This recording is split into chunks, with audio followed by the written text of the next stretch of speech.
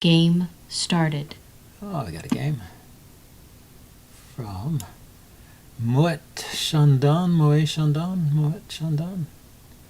Argentina. Okay, what is this? This is F4. So you can play E5 here. This is from gambit. This is bird's opening F4. This is a gambit. He doesn't take it. So what is this? If I take, it develops his bishop. Okay, so let's just defend the e-pawn then.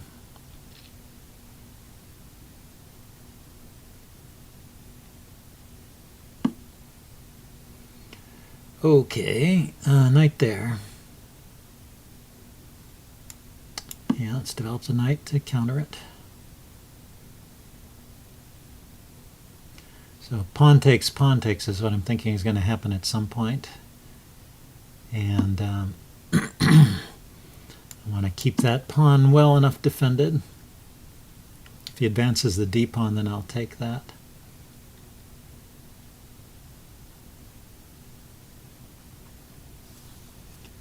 And what else can he do? He's got to move the e-pawn sometime to let this bishop out, you would think. I guess he could consider fianchettoing g3, bishop g2. It's an idea.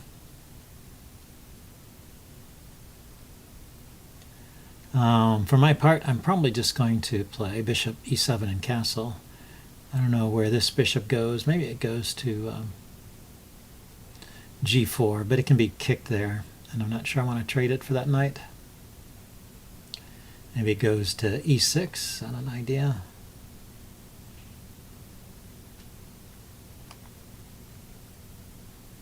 This tension in the center seems a little unusual. He's just playing very casually there with a move like a3. I wasn't really threatening to bring my knight to b4, so I'm not sure what a3 is about. I suppose knight d4 might be an idea. Knight takes, pawn takes, knight b5, hitting the pawn, and then c5, defending it. Might be interesting. It'd leave me with a strong pawn here on d4, if he did that. Let's see. So knight d5. He doesn't have to take, of course. He could take the pawn. Pawn takes.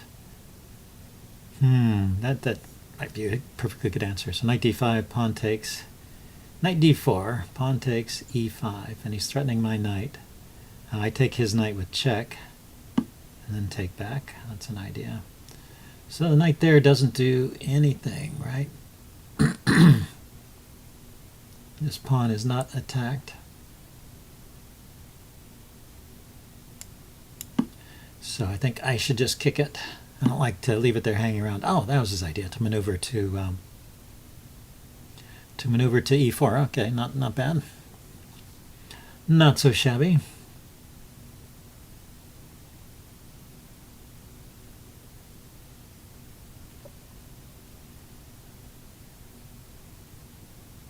Now let's think. I could play d5 here, hitting the knight. Knight takes, bishop takes, pawn takes, knight takes, and this is still defended.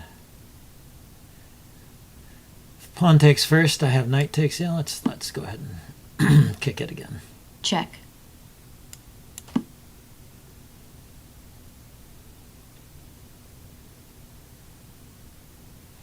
And if he takes my e-pawn, I can take back with either the knight or the bishop because the d-pawn is defended. There's no checks to my king yet. He didn't open up any lines for his light squared bishop yet. Taking here, though, would open up a line for his dark squared bishop at least. Okay, but maybe he's going with the fianchetto setup.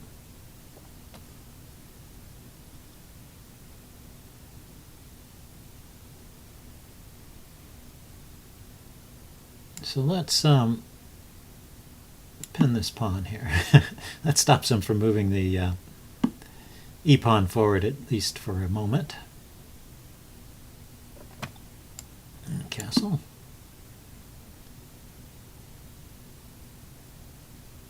Ah, he can take here. Yep, he can take there. Bad of me. Okay, let's see. Should I take a pawn now?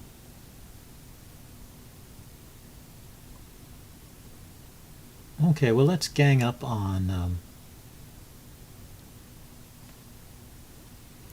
okay, so I'm thinking of playing knight d4 with a double attack on the e-pawn, which is pinned.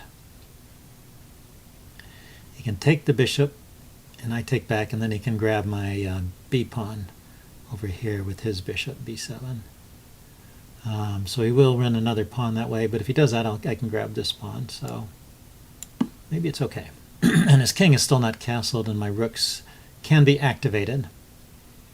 So pawn down, but I haven't given up yet.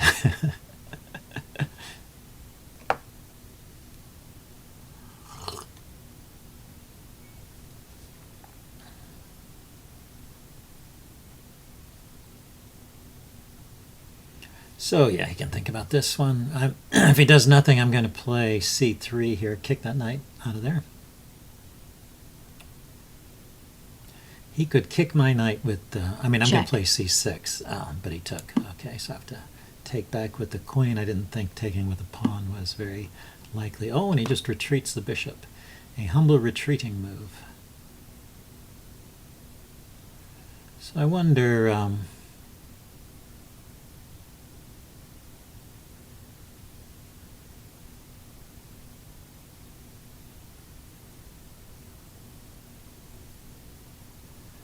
maybe just put my pawn here, my rook here, on the e-file, and then threaten to take on f4, and then bring a third piece to bear on e2 here.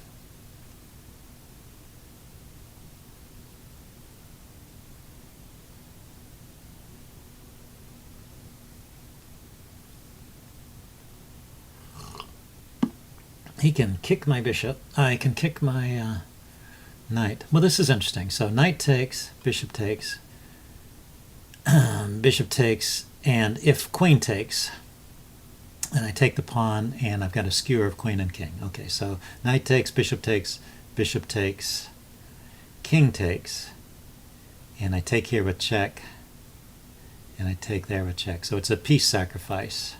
I'm winning that bishop, and I'm giving up a knight and a bishop, if he plays it that way. But I have my queen and my rook already targeting his king. His king is not castled. None of his pieces are developed. This ought to be good by any rights.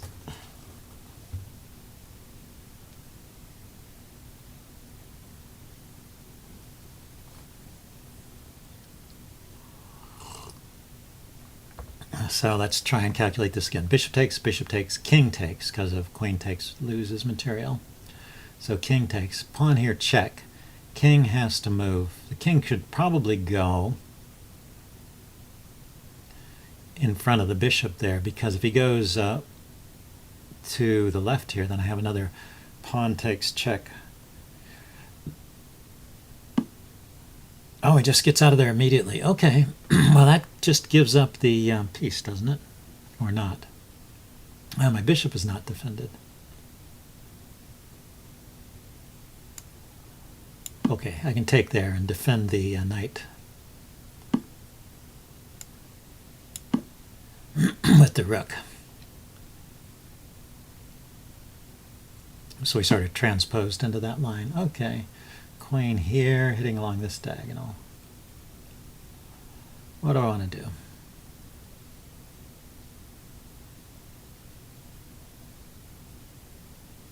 Bring the other rook out. Threaten to take the... right, threaten to take the d-pawn, which he defends, sort of, but that can come under attack here.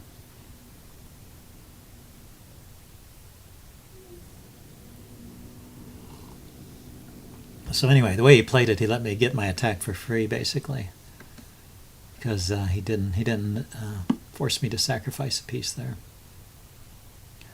Okay, so let's go ahead and grab this pawn.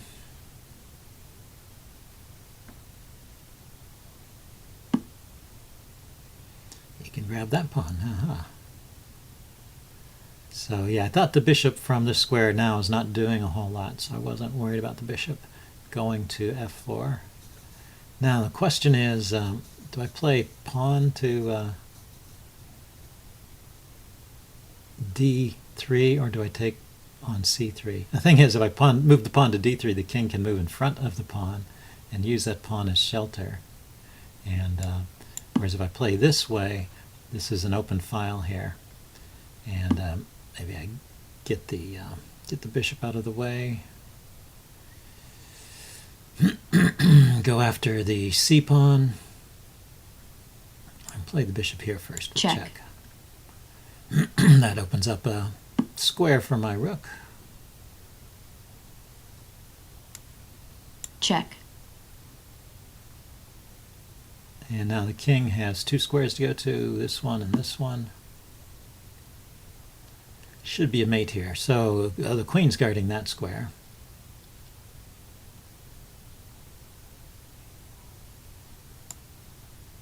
Check. So there's a check this way. So he can't go back, can't block, so he's going forward. And let's see, that's guarded, that's not guarded, but queen here looks like checkmate. I'm thinking rook, rook to b2 should lead to mate. And if he goes to this square here, then queen to c6 is mate. So he has to go to a square on this side, and then queen to a6 is mate. So I believe this is a mate in two.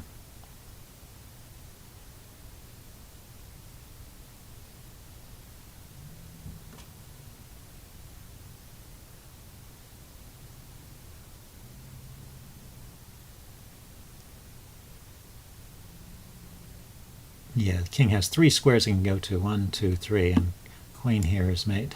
Checkmate. And queen there was mate, and the other guy. So, okay, interesting. I thought game there, a little bit instructive on how to deal with the inaccurate play like that. So I'm going to upload it, and we'll do a postmortem as usual. See you guys later. Bye.